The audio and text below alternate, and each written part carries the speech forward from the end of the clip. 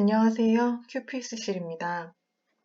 오늘은 욕창 예방 및 관리에 대한 교육을 진행하도록 하겠습니다. 최근에 환자안전보고학습 시스템에 욕창 예방과 관리에 관한 좋은 자료가 올라왔었습니다. 자료 내용이 너무 좋아서 많은 분들과 함께 공유하고 싶어서 오늘 교육 자료로 활용하려고 합니다. 제가 만든 교육 자료가 아니어서 이 교육 자료를 제가 유튜브에 올려도 되는지에 대한 문의를 남겼었는데요. 출처를 표기하고 영리적인 용도가 아니라면 사용 가능하다는 답변을 받아서 오늘 교육을 진행하도록 하겠습니다. 제가 말씀드린 환자안전보고학습 시스템의 욕창 자료는 누구든지 홈페이지에 들어가서 확인할 수 있는데요. 먼저 네이버에 들어가서 환자안전보고학습 시스템이라고 치면 맨 위에 copsor.kr이 뜹니다. 이거를 클릭하면 홈페이지에 들어오게 되는데요. 여기에 학습하기로 들어오면 정보 제공, 최근에 올라왔었는데 욕창 예방 관리 안내라고 있죠. 이걸 클릭하면 교육 자료입니다. 이 자료를 홈페이지에서도 직접 확인하셔도 되고요. 맨 아래로 내리면 PDF 파일로 다운받아서 자료를 확인하셔도 됩니다. 이것뿐만 아니라 주의경보에도 여러 가지 내용이 있고 정보 제공에도 여러 가지 내용이 있으니까 학습하는 데 도움이 되시길 바라겠습니다. 네, 환자안전보고학습 시스템에서 욕창 예방 및 관리 안내를 다운받아서 지금 파일을 열었는데요. 이 정보 제공은 시리즈로 정보 제공이 되었습니다. 오늘 소개해드릴 내용인 욕창 예방과 관리, 그리고 욕창 단계별 드레싱, 그리고 의료기기에 의해 발생한 욕창에 대해서 시리즈별로 제공되어 있으니까요. 관심 있는 선생님들께서는 홈페이지에서 확인하시면 되겠습니다. 입원 후에 발생한 환자의 욕창은 입원 기간의 연장, 치유 지연, 의료 비용 증가 등 여러 가지 부정적인 결과를 일으킬 수 있어서 지속적으로 욕창 예방 활동을 수행하는 것이 매우 중요합니다. 한 가지 사례를 소개하고 있는데요. 한 환자분이 뇌경색 치료를 위해서 입원한 후에 기저질환이 악화돼서 처음에 병동으로 입원하셨다가 중환자실로 이동하셨다가 그 이후에 다시 병동으로 이동하시는 이렇게 잦은 이동을 했던 환자인데요. 중환자실에서 병동으로 이동했을 때 3일 후에 환자가 처음에 병동으로 입원했을 때는 없었던 욕창이 발견이 되었습니다. 중환자실에서 욕창이 발생했는데 중환자실에서 병동으로 이동할 때 욕창에 대한 인수인계가 누락이 되어서 이 3일 동안에 욕창 관리를 제대로 받지 못한 사례였습니다. 이러한 사건이 발생하는 것을 예방하기 위해서 환자안전보고학습 시스템에서는 권고사항을 제시했는데요. 첫 번째로 욕창 사정 및 기록, 그리고 이 외에도 뒤에서 가면 나오겠지만 욕창 예방과 욕창 관리에 대한 내용도 언급하고 있습니다. 욕창 사정은 어떻게 해야 될까요? 먼저 욕창 발생 위험 요인을 파악하게 되는데요. 기관마다 상이하겠지만 욕창 사정 도구, 평가 도구가 다 있습니다. 최대 8시간 이내에 실시할 것을 권고하고 있고요. 정기적인 평가가 중요하다고 하고 있습니다. 욕창 발생 위험 요인을 알아보면 체액으로 인한 습기, 영양 상태, 피부 상태, 마찰력과 전단력이라고 되어 있는데요. 마찰력은 다 아시죠? 면과 면이 끌릴 때 나타내는 그런 힘인데요. 전단력이라는 것은 조금 생소하실 텐데요. 예를 들어서 설명하자면 환자가 침대에 앉아 있을 때 침대를 조금 올려놓으면은 환자의 몸이 조금씩 미끄러지겠죠. 이때 미끄러지지 않으려고 하는 그 발생하는 그 마찰력과 몸무게로 청골 부위 쪽으로 누르는 그 압력이 함께 존재할 때 발생하는 것이 전단력입니다. 이런 전단력이 욕창 발생의 위험 요인이 될 수 있고요. 자세, 고령, 그리고 기저질환, 흡연, 약물, 수술과 욕창의 과거력, 그리고 대소변 습관으로 되어 있는데 이것은 실금이나 실변을 이야기하는 것으로 생각되고요. 정기적인 평가는 환자 상태에 변화가 없을 때는 매주 1회를 공고사항으로 제시했는데요. 이거는 선생님들께서 근무하시는 기관의 규정대로 하시면 됩니다. 제가 근무하는 병원에서는 환자 상태 변화가 없을 때는 욕창 고위험군으로 분류된 환자는 매월 1회, 고위험군이 아닌 경우에는 2개월에 한 번씩 평가를 하고 있고요. 그 외에도 환자 상태가 변할 때마다 평가한다고 하는데요. 환자 상태가 급격하게 악화되었을 경우, 예를 들어 인투베이션 했다거나 욕창이 발생했을 때, 그리고 전동했을 때 이런 경우에 평가하시면 되겠습니다. 욕창이 이미 발생한 경우에는 어떻게 사정을 해야 될까요? 욕창 상태가 어떠한지 사정해서 그 내용을 봐야 되는데요. 어디에 몇 단계로 어떤 크기로 되어 있는지, 기저부의 상태는 색깔이나 노출된 조직, 피하지방층 까지인지 근육이나 뼈까지 보이는지 이런 것들을 사정하시면 되고요. 욕창 부위의 주위의 피부 상태는 어떤지, 그리고 욕창이 깊게 생기면 터널이나 잠식이 생길 수가 있겠죠. 이런 것들이 있는지 확인하시고, 삼출물이 냄새나 양이나 색깔은 어떤지, 냄새는 악취가 나는지 안 나는지, 그리고 양은 일반적으로 거즈가 젖어 있는데 몇 장 정도 젖는지, 얼마나 하루에 자주 교체하는지 이런 정도로 기록하시면 되고요. 색깔은 장액성인지 혈액성인지 기록하시면 됩니다. 감염 유무, 욕창 크기를 측정할 때는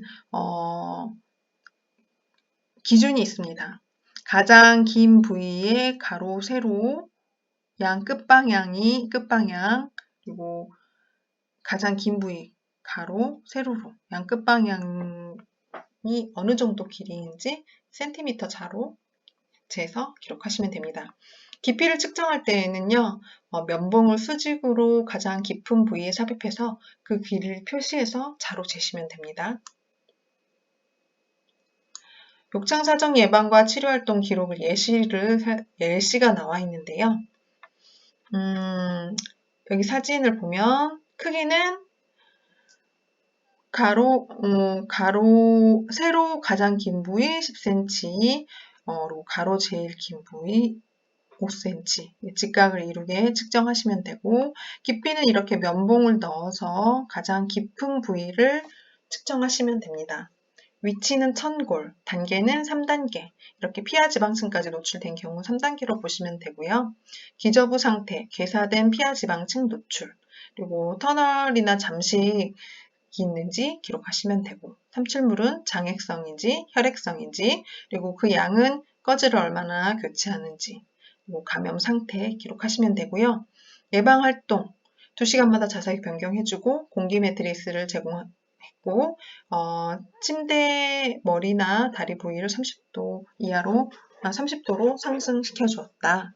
그리고 치료 활동은 드레싱 교환이랑 욕창 상태 모니터링, 그리고 이 외에도 고단백 영양식단으로 변경해서 제공했다거나 수액 공급 같은 거나 이런 것도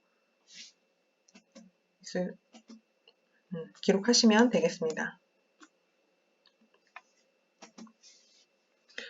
그 다음에 욕창의 예방에 대한 내용입니다. 피부 및 실금, 실병 관리는 어떻게 할까요? 일단 여기서는 창백성 반응 검사가 가장 먼저 나왔는데요. 이 방법은 죄송합니다.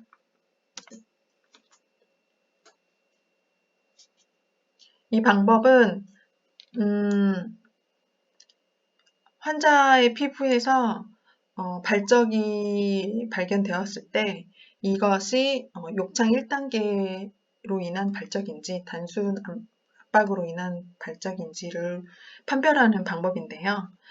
발적 부위를 손가락으로 3초 동안 눌렀다가 떼었을 때 누른 부분이 하얗게 되거나 기존 피부 색깔과 같이 보인다면은 단순 발적으로 보고 눌렀다가 뗐는데도 피부 색깔에 변화가 없다면 이것을 욕창 1단계로 판별하여서 판단하시면 되겠습니다.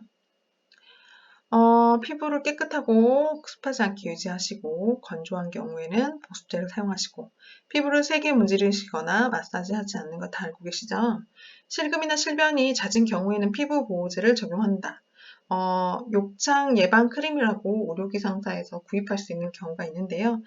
사례에 따라서 적용하시면 되고 실금이나 실변으로 인해 오염된 피부는 즉시 자극되지 않도록 세척하시면 되겠습니다. 영양은 금기사항이 아니라면 고단백, 비타민, 수분 공급을 더 향상시킬 수 있는 식단으로 변경해서 적용할 수 있습니다. 지지면 관리. 지지면으로 매트리스나 스펀지 베개 많이 사용하시죠.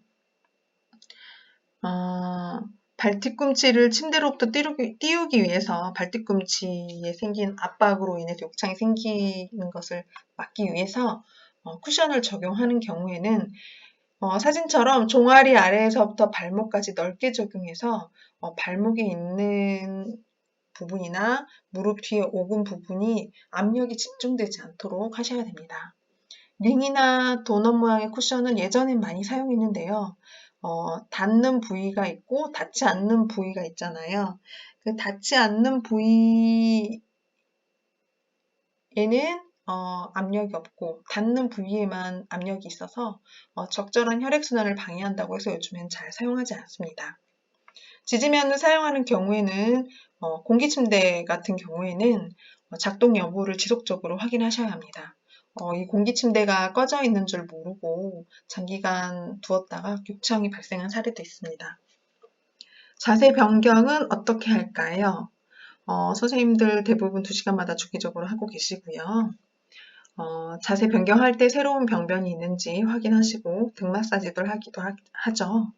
가능한 발적 부위가 압력이 가는 자세는 피해 주시고 가능하다면 환자 상태가 가능하다면 침대 머리를 30도 이하로 유지해 주시고 그리고 압력을 완화해 주는 장치 없이 의자에 앉는 경우는 좀 제한해 주셔야 됩니다. 휠체어, 욕창이 있는 환자의 경우에는 휠체어 사용 같은 걸 제한해 주시고요. 자세를 변경하거나 이동할 때는 환자를 끌지 말고 침대 시트를 그대로 들어서 이동시키는 방법을 사용하시는 게 좋습니다. 그리고 욕창 발생 환자의 자세 변경이 어렵다면 능동형 지지면을 사용한다고 되어 있는데요. 공기 주입이 가능한 매트리스나 오버레이를 바랍니다. 능동형 지지면. 욕창 예방을 위한 지지면을 사용할 때에는 보통 쿠션이나 베개, 스펀지 베개를 사용하시는데요. 자세별로 어떤 부위에 욕창 호발 부위가 있는지 확인하셔야 됩니다. 똑바로 누운 자세인 경우에는 뒤통수도 의외로 호발 부위입니다. 어깨, 팔꿈치를 많이 놓치시고요. 그래도 뒤꿈치랑 발끝은 잘 보시는데요. 다른 부위는 놓친 경우가 많이 있습니다. 엎드린 자세는 턱, 가슴, 팔꿈치, 치골, 무릎, 발끝. 옆으로 누운 자세에서는 여기 아래쪽, 체중이 실리는 아래쪽뿐만이 아니라 양 무릎 사이의 피부에도 생길 수 있어서 이쪽에도 지지면을 사용하시는 것을 하시도록 하는 것이 좋고요. 앉은 자세에도 발, 뒤꿈치, 엉덩이, 천골 부위, 그리고 어깨, 뒤통수 주의하시면 되겠습니다. 교육은 관련 직원은 물론이고요. 환자나 환자 보호자 대상으로도 필요합니다. 입원 시에도 보통 욕창 안내를 설명하시긴 하겠지만 고위험군인 경우에는 특히 예방 활동하실 때 환자랑 보호자에게도 자세 욕창 관련해서 교육을 하시기 바라겠습니다. 욕창의 관리는 세 번째로 욕창의 관리입니다. 상처 세척은 생리식염수나 증류수 관계없이 사용하셔도 되고요. 괴사 조직이 없는 경우에는 주사기만을 사용해서 셀라인을 압력으로 세척하시면 되고요. 괴사 조직이 있거나 온도가 안 좋은 경우에는 18게이지 카테터를 연결해가지고 압력을 하면 더 압력이 세잖아요. 이 압력으로 세척을 하는 것이 더 효과적이라고 할 수 있겠습니다. 드레싱 종류는 기관마다 사용하는 제품이 여러 가지 있을 텐데요. 많이 사용하는 게 거즈 드레싱, 폼 드레싱 을 많이 사용하죠. 근데 좀 주의하셔야 될 것은 하이드로콜로이드 드레싱은 저희가 이게 적용 기간이 7일 정도까지 되기 때문에 오랫동안 놔둘 경우에 과도한 육아 조직을 형성할 수 있습니다. 이런 경우가 생기지 않도록 붙이는 사이사이에도 욕창 상태를 사정하셔야 되겠습니다.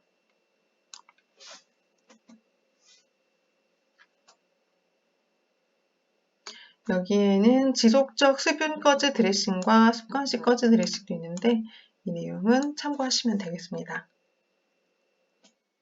여기까지가 오늘 준비한 내용입니다. 교육 내용이 여러분 욕창 관리하는 데 조금이라도 도움이 되었으면 좋겠다는 생각으로 오늘 강의 여기까지 마치겠습니다. 감사합니다.